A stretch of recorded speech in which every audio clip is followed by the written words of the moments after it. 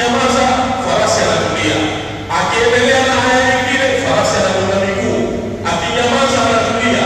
Farasi ilipopata ladha ya Qur'ani ni hayawani.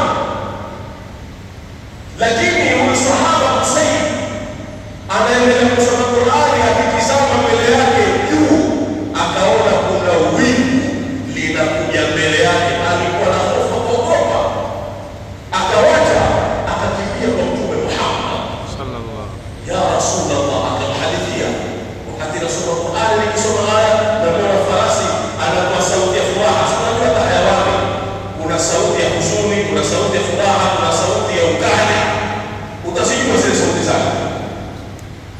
Lakini akwambia sauti ilikuwa akitoa sauti ya furaha akigonga miguu, nikajua hivi labda nasikia utamu. Lakini ya Rasulullah, nanyanyua kichwa changu kuangalia juu, nimeona wingu linakuja mbele yangu na linanifuata kila nikisoma Qur'ani, nimeogopa. Mtume akatabasamu akamwambia, tilka almalaika kana tastami'u lak. Allah si wingu umeloliona wewe, tilka almalaika, ni malaika hao ilikuwa wamekuja kukusikiliza Qur'ani wakati unaisoma.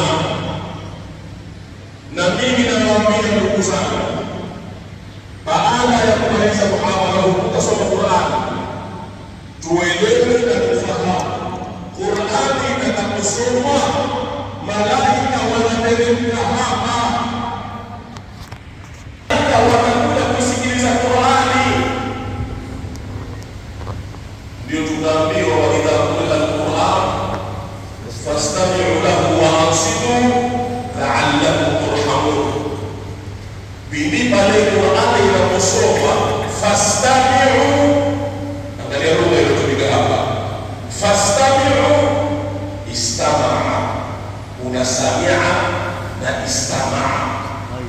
Sami'a ni kusikia, sami'a amesikia, istama'a amesikiliza.